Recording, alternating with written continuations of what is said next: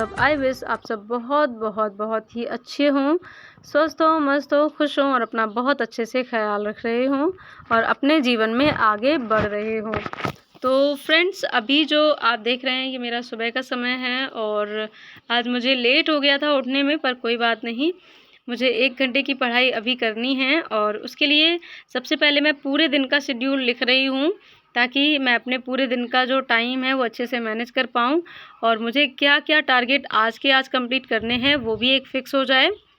उसके अलावा जैसे कभी-कभार हम आलस कर जाते हैं कि चलो बाद में पढ़ लेंगे या अभी ये कर लेते हैं तब पढ़ लेंगे, तो इस तरह से कभी-कभार टाइम निकल जाता है।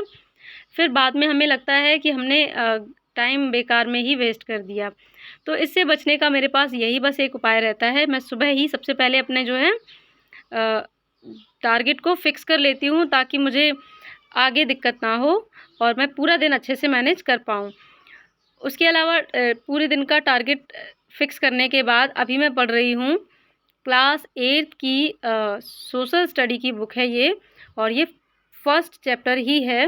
डे वाइज़ जैसे-जैसे मैं बुक का चैप्टर फिनिश करूँगी, आप सबके साथ वीडियो शेयर करती रहूँगी और आप भी अपने आस-पड़ोस के बच्चों से क्लास 3rd to 8th की एनसीईआरटी हों वो भी पढ़ सकते हैं।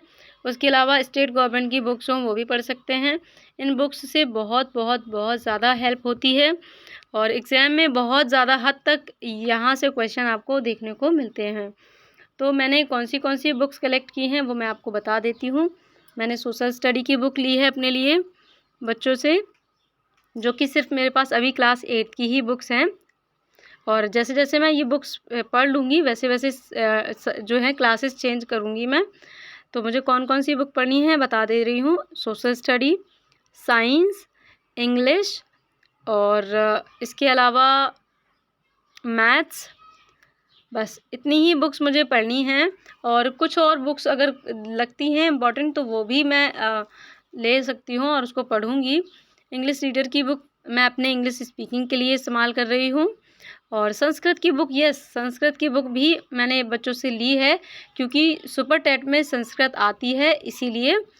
हालाँकि वो 5 मार्क्स की ही आती है केवल, पर वो 5 मार्क्स कहाँ से कंप्लीट और कैसे कंप्लीट करने हैं तो वो बच्चों के बुक से बहुत हद तक कॉन्सेप्ट मिल जाता है। तो मैंने बस अभी से इतना ही करना स्टार्ट किया है और ये है मेरा दोपहर का समय, जहाँ मैंने 1 घंटे का इंटरव्यू के लिए अपने लिए टाइम निकाला था। केवीएस इंटरव्यू की प्रैक्टिस जो मैं कर रही हूँ, तो वैसे मैं अकेले ही कुछ चीज़ें प्रैक्टिस करती रहती हूँ और कहीं न कहीं मुझे ये लग रहा था कि अकेले मैं ठीक से प्रैक्टिस नहीं कर पा रही हूँ, या मैंने कितनी प्रैक्टिस की है एटलीस्ट उसको ऑब्ज़र्व मतलब करना चाहिए कि मैं कितनी सही जा रही हूँ और कितना मेरे अंदर कॉन्फिडेंस आ रहा है। तो बस उस चीज़ को जानने के लिए मैंने अपने हस्बैंड को बैठा दिया इंटरव्यूअर बनाकर और ख़ुद बैठ गई एज़ अ कैंडिडेट। फिर मैंने उनको अपना थोड़ा-सा मतलब डेमो दिया और इंटरव्यू प्रेज़ेंट किया उनके सामने। कुछ क्वेश्चंस मैंने उनको पहले ही बता रखे थे कि क्या-क्या आपको पूछना है और उनके आंसर्स मैंने प्रिपेयर कर लिए थे। तो मैंने जो भी चीज़ें अटकी मैं या मैंने ठीक से नहीं बोला, यहाँ मतलब जहाँ पर मैं ज़्यादा क्वेश्चन के आंसर को बहुत ज़्यादा डेप्थ में बोल गई या कितना वर्ड टू वर्ड बोलना चाहिए, इस टाइप से कुछ सजेशन थे जो कि मेरे हस्बैंड ने मुझे दिए। और फिर उसके बाद मैंने उन चीज़ों को माइंड में रखा और फिर मुझे 5 से 6 मिनट का फिर से ब्रेक मिला। उसमें मैंने फिर से अपनी चीज़ों को रिफ़्रेश किया, ठीक किया, मॉडिफ़ाई किया और उसके बाद फिर से मैंने एक बार अपना डेमो प्रेज़ेंट किया अपने हस्बैंड के सामने और फिर काफ़ी हद तक सही था मेरा डेमो। और यहाँ केवल मैंने अभी जो क्वेश्चंस पूछे जाने केवल वही मतलब डाले हैं और उसके बाद जो डेमो टीचिंग होगी उसका भी वीडियो आगे आने वाले वीडियोज़ में मैं शेयर करूँगी। और यहाँ कुछ चीज़ मैं आपको बता दे रही हूँ कि वैसे तो मैं ये वीडियो आपके साथ विथ ऑडियो प्रेज़ेंट करने वाली थी। मेरा जब मैंने इसको शूट किया था तो उसके पीछे मेरा एक ही रीज़न था कि मैं जो भी अपने हस्बैंड के साथ डेमो प्रैक्टिस कर रही हूँ वो विद ऑडियो आप सबके साथ शेयर करूँ, ताकि आपको भी एक आइडिया हो जाए कि किस टाइप से क्वेश्चन पूछे जाएंगे और आपको किस टाइप से आंसर देने हैं। आपको भी कहीं ना कहीं आंसर्स बनाने में हेल्प हो जाए। बट मोबाइल फ़ोन इतना दूर रखा हुआ था कि वॉइस उतनी क्लियर नहीं आई, बहुत धीमी आवाज़ आ रही थी, तो समझ ही नहीं आ रहा था कि मैंने क्या आंसर्स दिए और मेरे हस्बैंड ने मुझसे क्या किस टाइप से क्वेश्चन पूछे।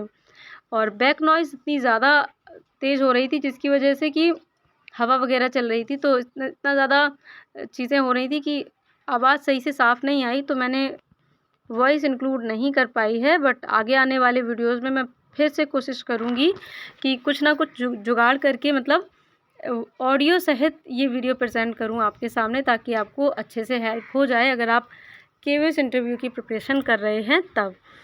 तो अभी के लिए इतना ही। और कुछ क्वेश्चंस मैंने उनको सिचुएशनल क्वेश्चंस थे जो कि मैंने अपने हस्बैंड को लिख कर दे रखे थे। कुछ सब्जेक्ट से रिलेटेड क्वेश्चन थे जो कि मैंने अपने हस्बैंड को लिख कर दे रखे थे और वही क्वेश्चन उन्होंने मुझसे पूछे। फिर मैंने उनके आंसर्स दिए और कितने सटीक आंसर होने चाहिए, कितने कम शब्दों में होने चाहिए, कितने ज़्यादा मैंने बोल दिए, तो वो सारी चीज़ें मेरे हस्बैंड ने मुझे बाद में फ़ीडबैक में बताया और मुझे बहुत सही लगा। इस टाइप से आप भी प्रैक्टिस कर सकते हो अपने किसी बड़े बुज़ुर्ग को इन्वॉल्व करके, या फिर आपके पास अगर ऐसा कुछ नहीं है साधन तो आप अपने घर में बच्चे हों उनके साथ भी इस तरह से प्रैक्टिस कर सकते हैं, क्योंकि जब तक मतलब एक ओरिजिनल टाइप में नहीं करेंगे प्रैक्टिस तब तक अंदर से कॉन्फिडेंस नहीं आता है। तो बस प्रैक्टिस करने के बाद आ गई हूँ मैं अपने एज़ यूजुअल वर्क करने में। घर के काम इतने ज़्यादा हो जाते हैं कि कभी-कभी तो समझ ही नहीं आता है कि काम में लगूँ या पढ़ाई में। तो घर के काम करते-करते काफ़ी देर भी हो जाती है, टाइम भी निकल जाता है। पिछले कुछ दिनों से जब से केवीएस का एग्ज़ाम हुआ है तब से मैं घर के कामों में ही लगी हुई हूँ और सच बताऊँ मैंने सोचा था कि मैं 10 से 15 दिन में सारे काम निपटा लूँगी, फिर से मैं फ्री हो जाऊँगी और अपना रूटीन वापस से सही बना लूँगी। लेकिन सच कहूँ आज तक कोई काम कम नहीं हुआ है, डेली कुछ ना कुछ एक्स्ट्रा निकल आता है और कभी-कभी फ्रस्ट्रेशन भी होती है, पर कभी-कभी फिर मैं शांत होकर सोचती हूँ काम तो डेली ही निकलने हैं, इसी के बीच कैसे टाइम मैनेज करूँ, ये चीज़ ज़्यादा मायने रखती है। तो आगे आने वाली बहुत सारी वैकेंसीज़ हैं जिसके बारे में सभी लोग बता रहे हैं, तो अभी तो नहीं आ रही हैं वैकेंसी और सच कहूँ तो इन चीज़ों को लेकर परेशान भी नहीं होना है। और यहाँ मैं जो आपको दिखा रही हूँ ये है कि जो क्लोज़अप मंजन आता है ना, क्लोज़अप, वो यशवी ने इस पापड़ पर लगा दिया है और कह रही थी इसको ब्रश करा रही हूँ। सच बताऊँ बच्चे तो कभी-कभी ऐसा-ऐसा काम करते हैं कि समझ ही नहीं आता है। तो जैसे आगे आने वाली वैकेंसी होंगी उनके लिए मेरी स्ट्रेटजी ये है कि अभी तो वैकेंसी आ नहीं रही है, जब तक वैकेंसी नहीं आती है तब तक मैं इस टाइम को अच्छे से यूटिलाइज़ कर पाऊँ। और इसके लिए मैंने सोचा ये है कि जो भी मेरे सब्जेक्ट कमज़ोर हैं या जिन सब्जेक्ट के मेरे पास प्रॉपर बुक्स, गाइडेंस या कुछ ऐसा नहीं है और सब्जेक्ट अच्छा खासा स्कोर मतलब रखते हैं अपने आप में, तो उन सब्जेक्ट के मैं अच्छे से नोट्स बना लूँगी। इवन मैं सोच रही हूँ मैं सारे ही सब्जेक्ट के नोट्स जो हैं फिर से बनाऊँगी अच्छे से, और जो चैप्टर मेरे अच्छे से क्लियर हैं मैं उनको छोड़ दूँगी। बाकी जो चैप्टर मेरे कमज़ोर हैं किसी भी सब्जेक्ट में, उनको मैं अच्छे से पढ़ूँगी यूट्यूब चैनल की मदद से भी और बुक्स से भी। तो मैं अपनी सारी स्ट्रेटजी आपके साथ शेयर करूँगी, आप लोग भी इसको फॉलो कर सकते हैं। और आप भी इस तरह से सोचिए कि जो आपको अभी टाइम मिल रहा है, ये टाइम आपको बहुत ज़्यादा बेनिफिट दे सकता है जब आपका एग्ज़ाम आ जाएगा, जब वैकेंसी आ जाएगी। क्योंकि बहुत सारे लोग अभी जो है तैयारी नहीं कर रहे होंगे और अगर आप अभी से तैयारी करने लग जाएंगे तो आप बहुत सारी भीड़ से आगे निकल आएंगे, ये चीज़ आप समझ लीजिए। तो मैंने अपना यही शेड्यूल बनाया है कि केवीएस से पहले भी मैंने कुछ टाइम पहले से जो तैयारी कर ली थी वो केवीएस के टाइम में मेरे बहुत काम आई थी। हालांकि अब केवीएस का एग्ज़ाम तो हो चुका है, उसके बारे में अब ज़्यादा नहीं सोचना है और इंटरव्यू की थोड़ी बहुत प्रैक्टिस करते रहना है जिससे काम बन जाएगा। और बस यहाँ पर जो भी आगे आने वाली वैकेंसीज़ हैं उनके लिए मैं प्रिपरेशन कर रही हूँ और अभी से अगर मैं कोशिश करूँगी तब जाकर आगे मेरा रूटीन बहुत अच्छा बन पाएगा। क्योंकि एकदम से कोई भी हो, एकदम से रूटीन नहीं बनता है और अगर आप अनमैरिड हैं तब आपके लिए बहुत आसान हो सकती हैं चीज़ें, पर फिर भी हर किसी की लाइफ में हर किसी के लेवल से ही प्रॉब्लम्स होती हैं। तो मैं बस यही कहूँगी कि प्रॉब्लम्स को साइड से करते हुए चीज़ें जो कि बहुत ज़्यादा इम्पॉर्टेंट हैं, आगे फ्यूचर बना सकती हैं, उन पर ध्यान देना ज़रूरी है। तो मैं कोशिश कर रही हूँ कि अभी से नोट्स बनाना स्टार्ट कर दूँ ताकि अच्छे से समझ कर और अच्छा खासा टाइम लेकर मैं चीज़ें अच्छे से तैयार करूँ, ताकि एग्ज़ाम में मैं बहुत अच्छे से तैयारी कर पाऊँ। तो आप भी मतलब अपने सब्जेक्ट को कर सकते हैं प्रिपेयर। अगर आप ये भी जानना चाहते हैं मैं कौन कौन से सब्जेक्ट में प्रिपेयर कर रही हूँ और कैसे नोट्स बना रही हूँ, अगर आप चाहते हैं जानना तो कमेंट सेक्शन में कमेंट कीजिएगा। मैं वो भी स्ट्रेटजी आपके साथ शेयर कर दूँगी। फ़िलहाल अभी मैं आपको इतना बता रही हूँ कि मैंने जब से शुरू किया था तो 2 घंटे से शुरू किया था। इवन अगर सच बताऊँ तो 1 घंटे से सुबह-सुबह मैंने सबसे पहले सुबह की सुबह पढ़ाई स्टार्ट की थी।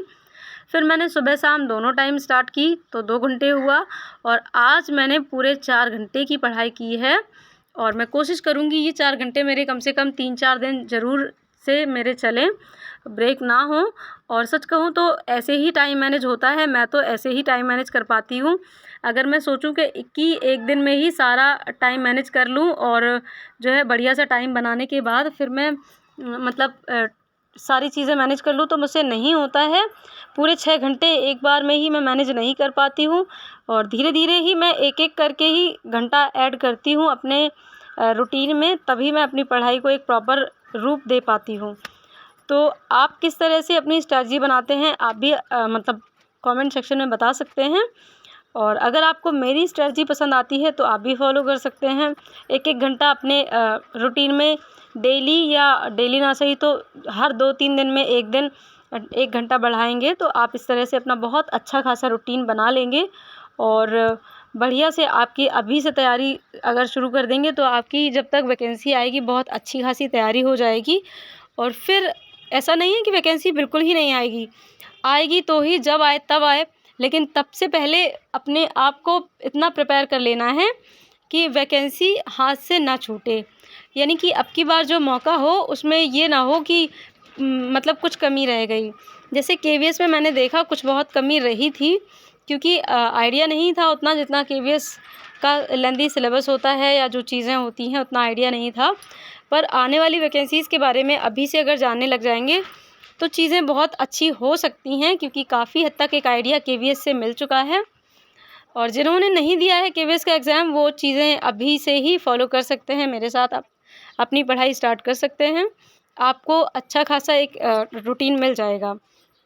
तो बस ये था मेरा आज का छोटा सा वीडियो। आई होप वीडियो आपको अच्छा लगा होगा। मिलते हैं फिर नेक्स्ट